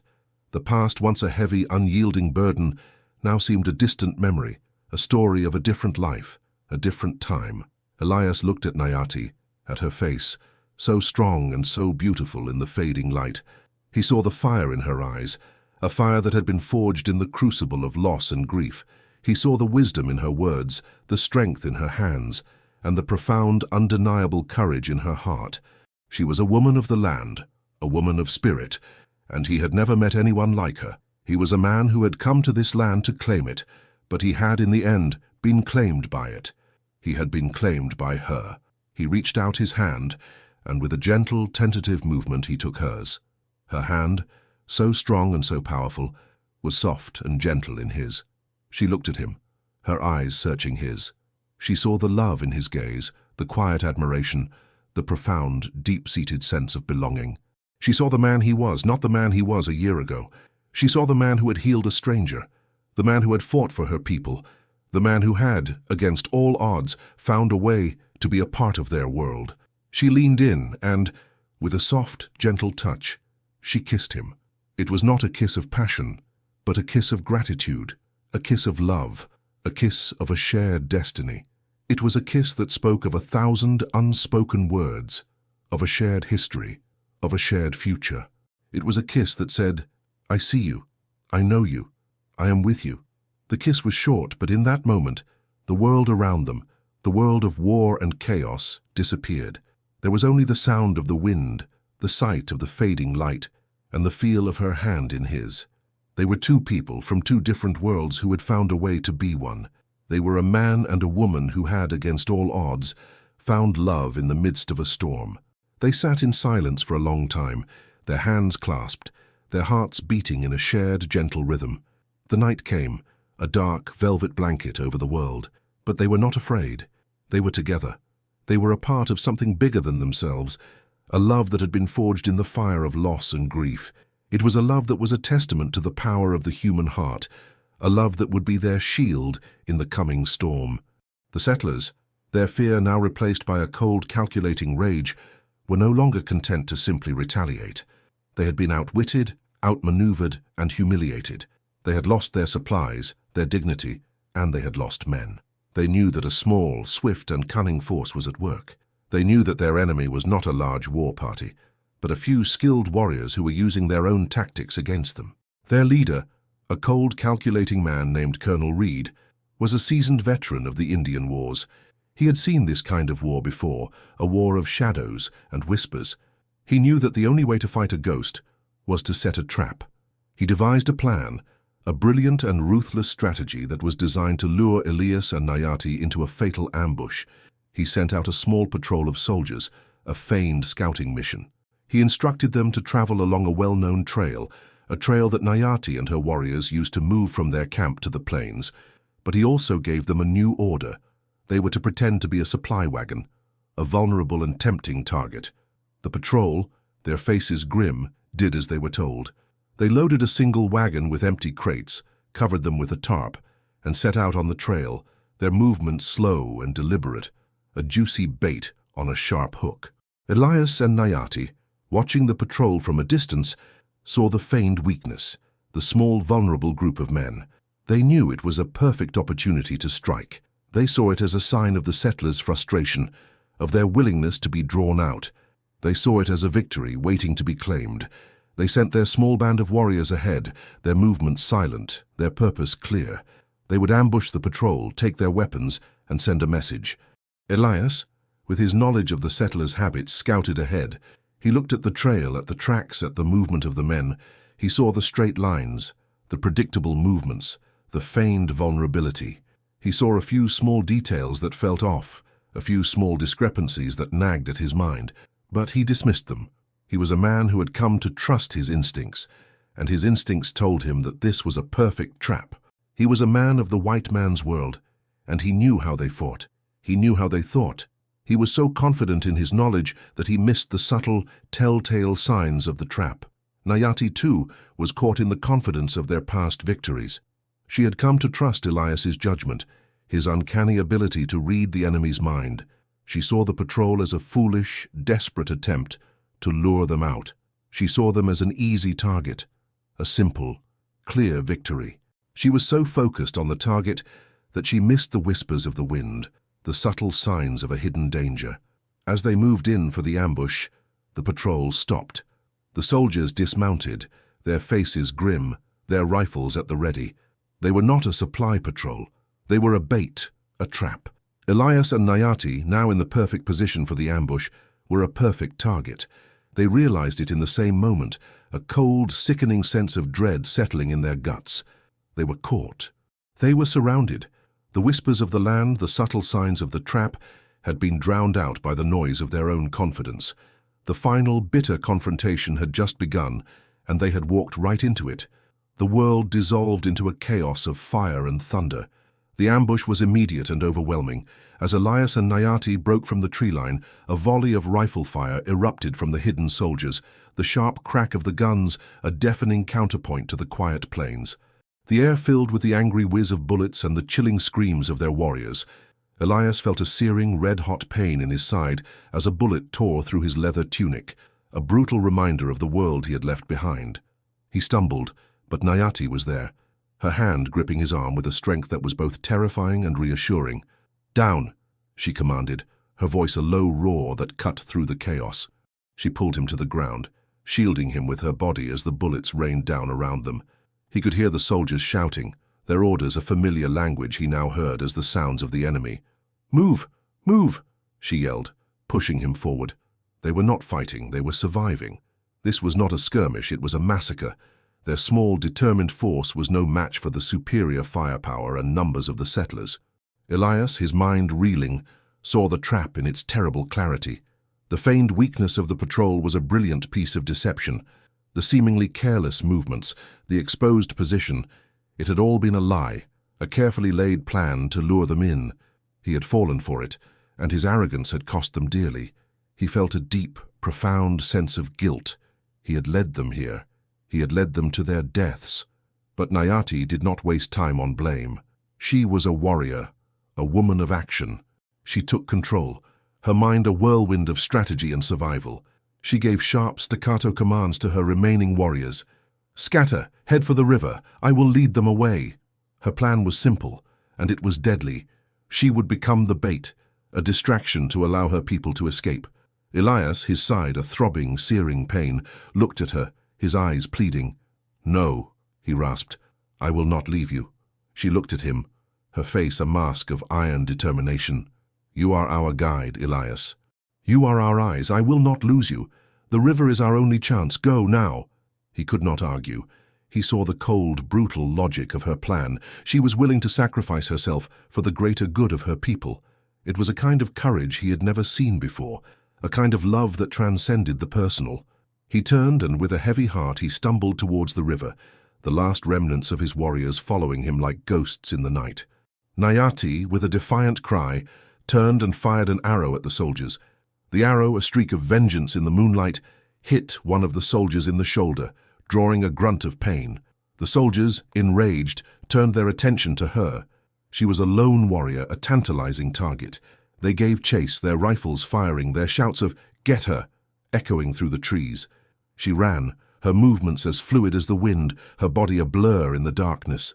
She was not running away. She was leading them on a wild goose chase, a fool's errand. She was leading them away from her people. Elias, his heart a heavy stone in his chest, ran for his life.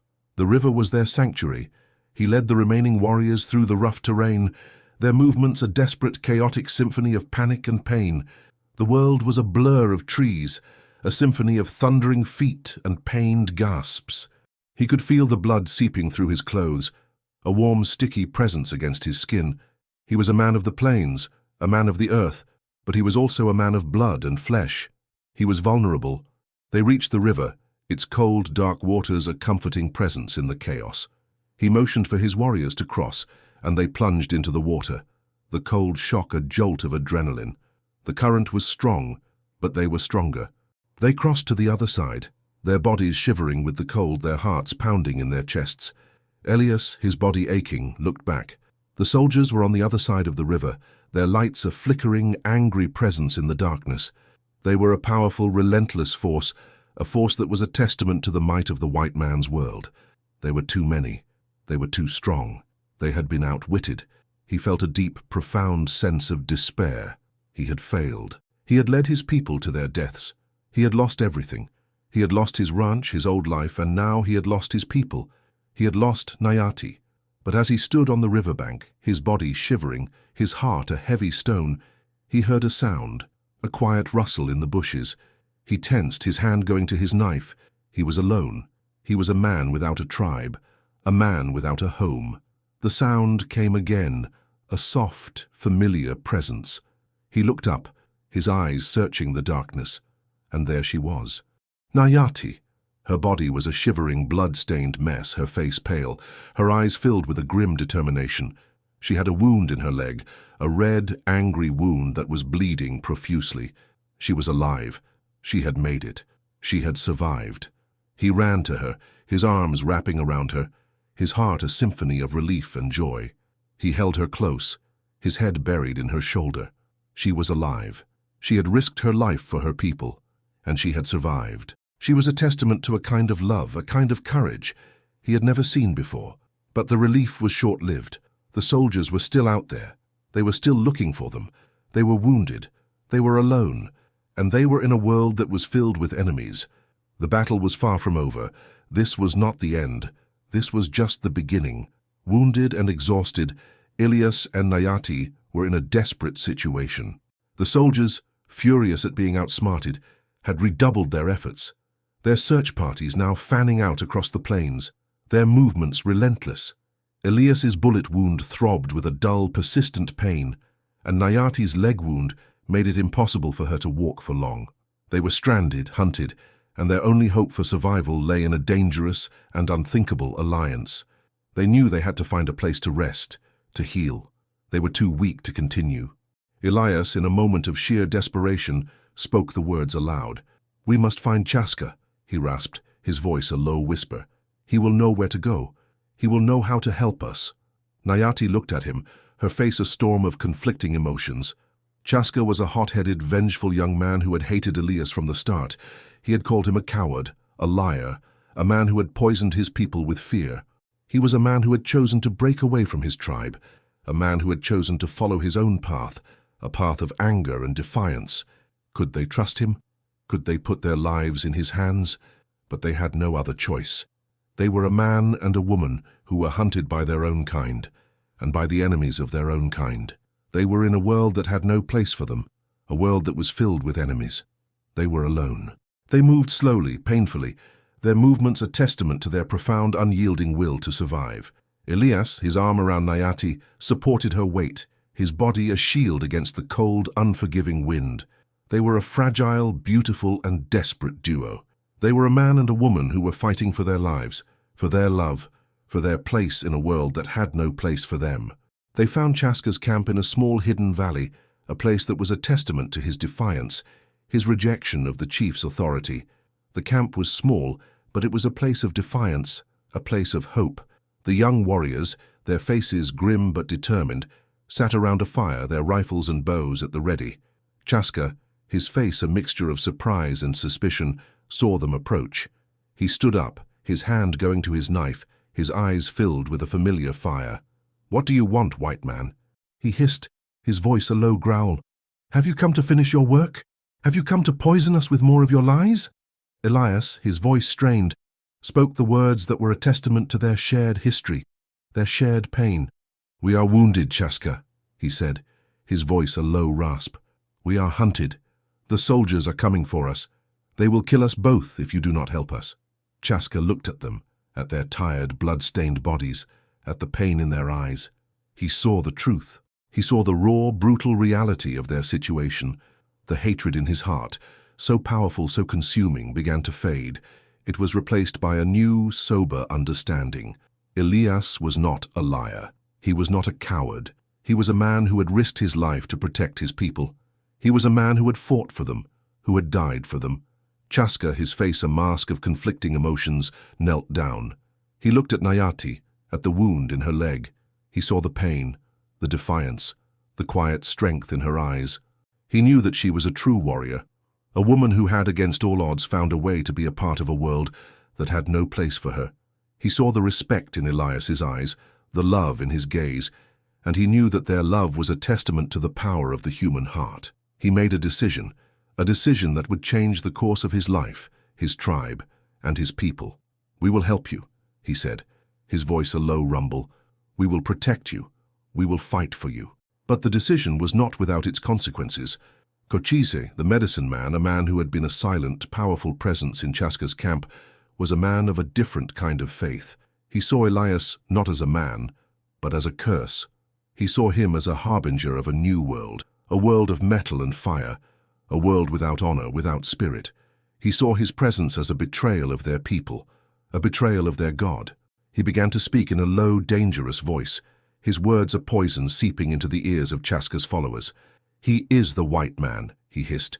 "He is the one who will lead us to our doom. He is the one who will destroy us. You must not help him. You must not fight for him. You must leave him to die." The whispers of the land, the subtle signs of the trap, had been drowned out by the noise of their own confidence. Elias and Nayati were now caught between two battles, two wars. They were fighting for their survival against a powerful external force, but they were also fighting for the soul of the tribe against a powerful internal force. The final, bitter confrontation had just begun, and they had walked right into it. The whispers of Cochise, the venomous words of a man consumed by his faith and his hatred, had a profound and dangerous effect on Chaska's followers. They were men who had been raised on a diet of anger and resentment, men who had seen their world turn to ash. They were men who were looking for a reason, a cause, a man to blame. And Cochise, the solemn voice of the old ways, was giving them one. He was giving them Elias. He stood, his face a web of deep lines and shadows, the firelight catching the ceremonial paint that adorned his cheeks. His eyes, dark and knowing, held a hypnotic power. "He is the white man," Cochise intoned, his voice a low, gravelly rumble that seemed to rise from the very earth itself. He gestured a gnarled hand towards Elias, who stood with Nayati, a silent figure in the growing darkness. "He is the one who speaks of their ways, of their cunning, of their cold metal world. He is a serpent who has entered our camp and coiled his lies around our hearts. He tells you that we must be like them to defeat them, that we must hide in the shadows and steal like thieves. This is not the way of our ancestors.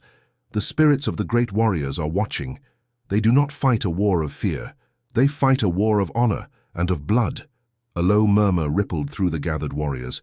Many of them were young, their blood still hot with the memory of their lost families, their homes turned to cinders by the settlers.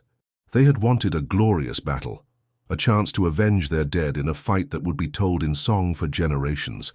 Elias's ghost war had felt unsatisfying, a series of small victories, a testament to cunning, but lacking the raw, visceral triumph they craved. Cochise was speaking to their deepest desires, their most fundamental beliefs. He was promising them a righteous path, a way to reclaim their honor. But Chaska, his face a storm of conflicting emotions, was a man who had seen the truth. He had seen the love in Elias's eyes, the quiet strength in Nayati's gaze. He had seen their wounds, their pain, their desperation. He had seen the profound, undeniable truth of their situation. The men who had attacked Elias and Nayati were not honorable warriors from a different tribe. They were white settlers, the same people who had burned his village. This was not a dispute over hunting grounds. This was a war for their very existence, a war that the old ways were not prepared to win. He took a step forward, placing himself between Cochise and Elias. His voice, once a torrent of youthful rage, was now filled with a solemn, unyielding authority. "Cochise is a man of the old ways," he said, his voice carrying clearly across the quiet camp. "He sees a world of black and white, a world of good and evil. He speaks of honor and the spirits. But the world we live in is a world of shadows and light, a world of gray. The white man does not fight with honor. He fights with machines and with numbers. He has poisoned our lands with his fire, and he will poison us with his anger if we fight on his terms." He looked at Elias. "This man is not an enemy. He is a man who has, against all odds, found a way to be one of us. He is a man who has fought for us, who has bled for us. His knowledge of the white man's world is a gift, a weapon that we must learn to use. He has shown us that we can win, not by fighting their battles, but by fighting our own. He is a man who has, in his own way, become an Apache." Cochise, his face a mask of pure, unadulterated fury, leapt to his feet. "You are a fool, Chaska," he roared, his voice trembling with outrage. "You have been poisoned by this man's words. You have been betrayed by your own heart. Our strength is in our spirit, not in their cowardice. You would lead our people to a slow death, a death of 1,000 cuts, a death that would make our ancestors weep." But Chaska would not be moved. He looked at Cochise, his eyes filled with a new, profound sense of pity. He was a man of the past, a man who would rather die than change. He was a man who would rather be a martyr than a survivor. He was a man who was so blinded by his faith that he could not see the truth that was right in front of him. He was a man who was so filled with hatred that he would rather see his people die than see them survive by the hands of an outsider. Chaska's followers, their hearts in a state of turmoil, watched the two men, their fates hanging in the balance. They had been raised on the words of Cochise, on his prophecies of doom and his promises of a righteous war. But they had also seen the wisdom of Chaska, his quiet courage, his profound sense of responsibility. They had been taught to follow their hearts, but they had also been taught to follow their leaders. They looked at Nayati, at the quiet strength in her eyes, at the undeniable truth of her loyalty. They saw the wounds on her body, on Elias's body, and they knew that they were a testament to their profound, unyielding will to survive. The decision was a difficult one, a decision that would change the course of their lives, their tribe, their people. But in the end, the choice was clear. They were men of action, men who had been taught to fight, to survive. They were men who would not give up their lives for a prophecy. They were men who would fight for their survival, for their future.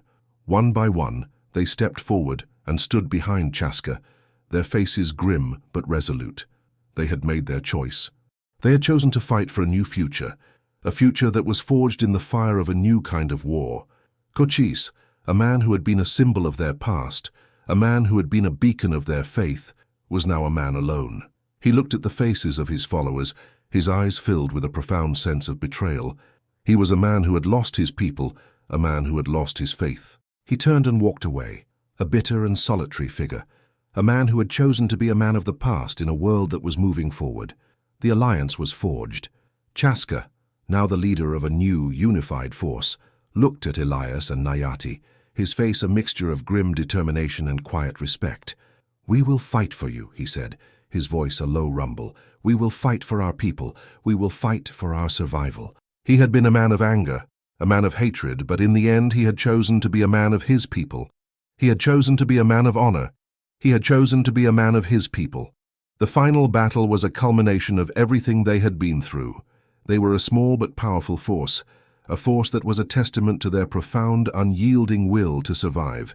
They were a force that was a testament to the power of a man, a woman, a tribe, a people, who had found a way to be one. They were a force that would, against all odds, find a way to win. The old and the new, the past and the present had found a way to be one. They were ready. The battle was not a glorious one. It was a long, slow, grinding war of attrition, a war of shadows and whispers. The Apache, led by Elias and Nayati, did not fight with guns and cannons. They fought with the land, with the wind, with the shadows. They were ghosts, a silent, deadly force that was a testament to their profound, unyielding will to survive. They hit the settlers where they were weakest, at their supply lines, at their outposts, at their moments of vulnerability.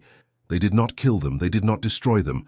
They simply made them so miserable, so terrified, so demoralized, that they had no choice but to retreat. Colonel Reed, the cold, calculating man who had devised the trap, was a man who was defeated by an enemy he could not see, an enemy he could not understand. He was a man who was fighting a war against a ghost, a war he could not win.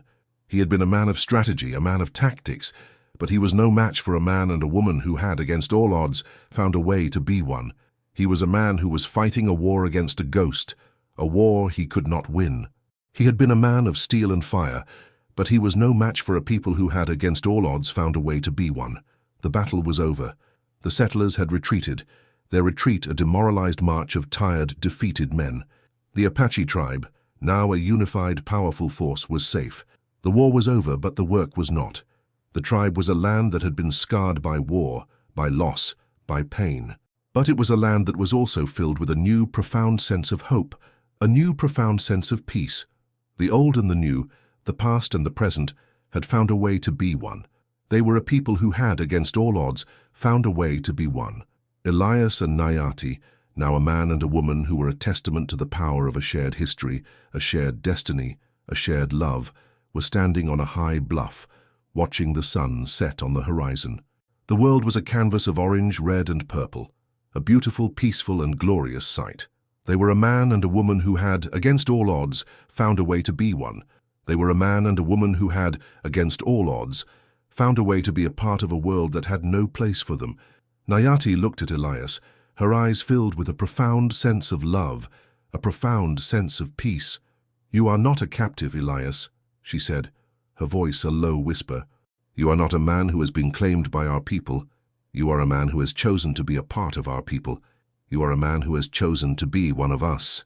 Elias looked at her, his eyes filled with a profound sense of love, a profound sense of gratitude. "I'm a man who has, against all odds, found a way to be a part of a world that has no place for me," he said, his voice a low rasp. "I'm a man who has, against all odds, found a way to be one of you. I am a man who has, against all odds, found a way to be a part of your heart." The future was a vast, unknown place. The settlers would return, the war would continue, but Elias and Nayati were no longer afraid. They were no longer alone. They were a man and a woman who had, against all odds, found a way to be one. They were a man and a woman who had, against all odds, found a way to be a part of a world that was filled with enemies. They were a man and a woman who had, against all odds, found a way to be a part of a world that was filled with love. They walked together, their hands clasped, their hearts beating in a shared, gentle rhythm. The future was a vast, unknown place, but they were ready. They were a man and a woman who had, against all odds, found a way to be one. They were a man and a woman who had, against all odds, found a way to be a part of a world that was filled with love. And they were a man and a woman who had, against all odds, found a way to be a part of a world that was filled with a new profound sense of hope, a new profound sense of peace. The final scene of their story was not a battle, but a quiet, peaceful moment. They were standing on a high bluff watching the world turn from day to night. They were a man and a woman who had, against all odds, found a way to be one. They were a man and a woman who had, against all odds, found a way to be a part of a world that was filled with enemies.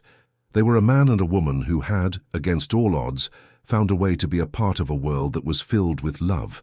And they were a man and a woman who had, against all odds, found a way to be a part of a world that was filled with a new profound sense of hope, a new profound sense of peace.